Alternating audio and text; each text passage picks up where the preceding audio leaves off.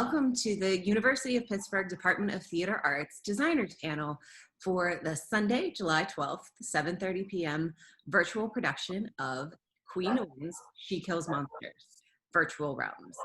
I'm speaking here today with designers, student designers of the show who have adapted their theatrical art to work in a digital realm and media. And so we're going to cover a little bit of that and what that has been like. For anybody who is unfamiliar with the production, the show is about a character named Agnes, whose sister Tilly dies in a car accident. And then Agnes finds her D&D journal and engages a dungeons master to go through the notebook and learn more about her sister and sort of reconnect with her while fighting monsters, both literal and figurative, inside of herself as well. So here with me today to talk about their experiences in working through the show are Kimmi Beckford and Jessica Fitzpatrick. And what we want to cover is sort of what it's been like for both of you in adapting to the quarantine and adapting to the world and the chaos that's happening right now, but still trying to put together a production over the summer and dedicate a lot of your time to make this happen. So my first question is, if you could each take a moment to introduce yourself and tell us about your background in theater. Kimmi, do you want to go first? Oh, sure. So usually in theater, I do scenic painting and scenic design as well. And usually our process is very like hands-on, very sculptural. And in my case, I really like sculptural things and shadows and textures. And that was a big switch up for right now. But usually, yeah, just doing scenic design. And I also study architecture as well, which lends in to scenic design and all of that stuff. What have your past shows included? Oh, I designed The Verge this past spring, and I've also done Ordinary Days in the last 5 years for Student Labs the year before. Thank you. Hi, so I'm also a scenic designer, scenic artist mainly. I also do some things with education and research. I'm getting a minor in like secondary ed. As far as like shows I've worked on at Pitt, I've worked on like MTC's Legally Blonde. Kimmi and I both actually assistant designed the original She Kills Monsters. So it's really fun that we're like co-designing it now. And then I worked on Flying West, Head Over Heels, which is hopefully happening. And I'm working on Miss You Like Hell as well this fall. Fantastic. So tell me about what was it like to co-design the original She Kills Monsters? We didn't introduce this, but this is the third time that we have presented She Kills in some format. First was the regular performance in October, I think, of 2018. And then we took it to the August Wilson Center for a one-night sold-out performance. And so now there's this digital script that has been adapted to work for like a Zoom format or a platform that way. So your experience before in working on the show, describe that for us. You go, Kimmi. Sorry. I was gonna say, we always do this. We got to work with Kenzie, and she is the best human being. And it's funny because we didn't know each other at that point either. So like first introduction to each other. It's kind of my first introduction to theater too, because I had just started. And I remember us tag teaming on the huge original dragon heads that were like puzzles that we were like piecing together. So it was really cool. Yeah, I think it's just really fun because I feel like we're really coming full circle because we met assisting for Kenzie and now we're designing together, and we're both gonna graduate this year, so it's really fun. It's a show that has meant so much to your learning curves, I'm sure. Yeah.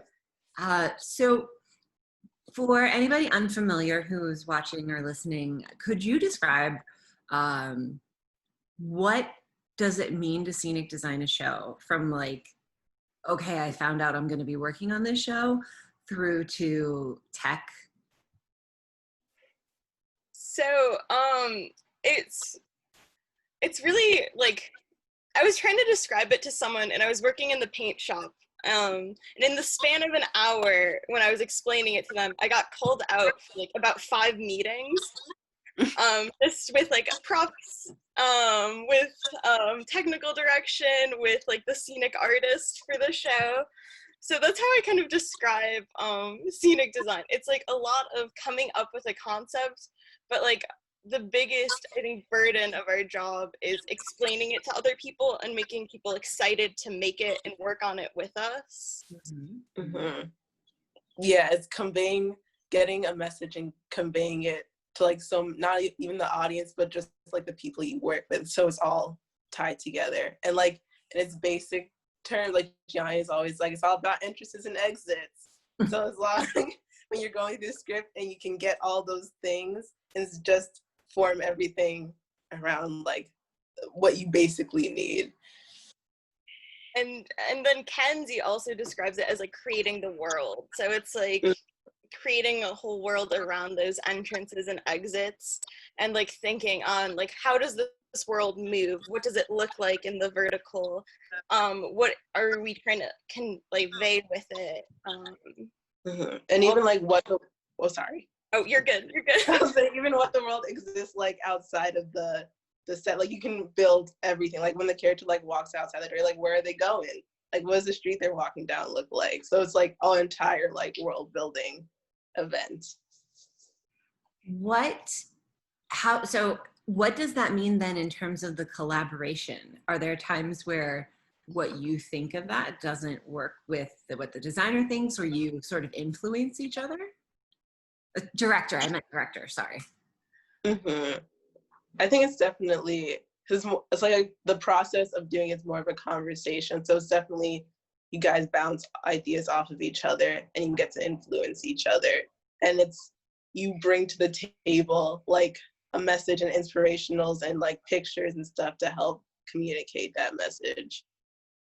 Yeah, and a lot of the times that I find the scenic designer does is act as a bridge between like the very, very technical world of like lighting and everything and sound and everything else, and like the more realistic like imagery world.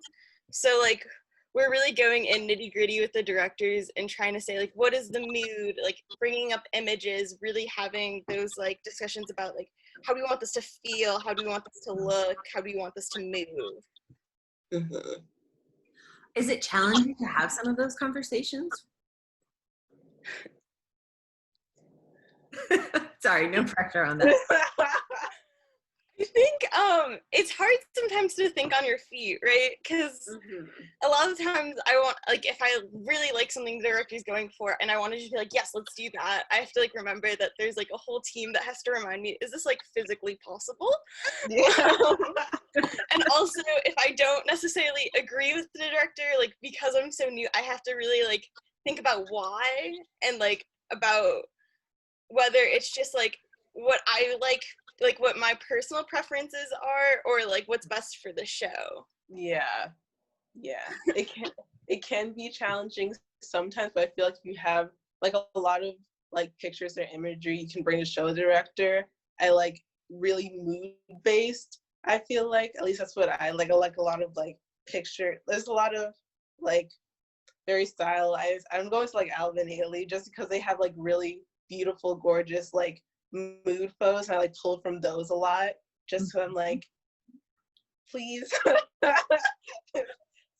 feeling. So it can be challenging. But it's also like, I also agree with Jess, like we're also like new, so we have so much learning left to do. But the people we work with are like very understanding as well, and like it's a learning environment. So it's really cool.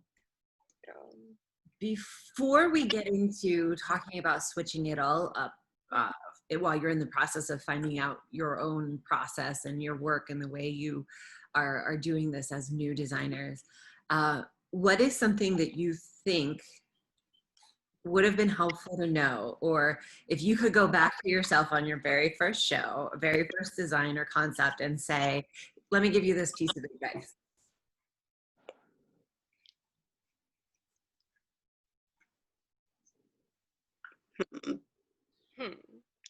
I think I think for me, like, I have really strong like ideas of what I want and like concepts, but like definitely had to have like a lot of growth technical skills wise to get able to convey. So I think I would just give myself the advice of like, even though it might be like clear in your head, it's your job to make it clear in everyone else's, as clear as it can be until it exists on stage.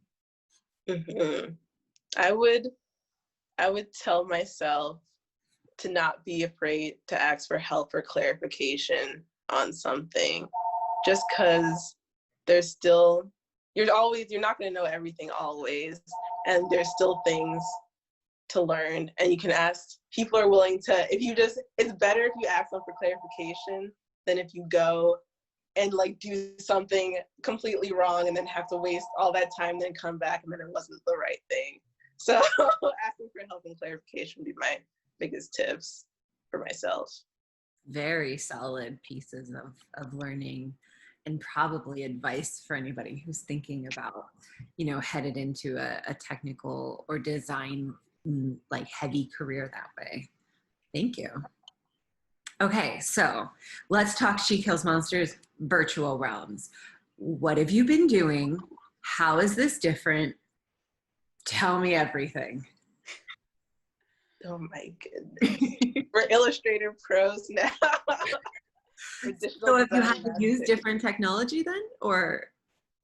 We, coming into this, we both had some, the Adobe Suite, we both use Photoshop, and we kind of pivoted to using Illustrator just because it's a more friendly drawing software. So we did switch up and get really into that. And we also have our handy dandy nice Wacom tablet. So it's like drawing on that. It's like drawing on the screen, which really helped out for the design that we were going for.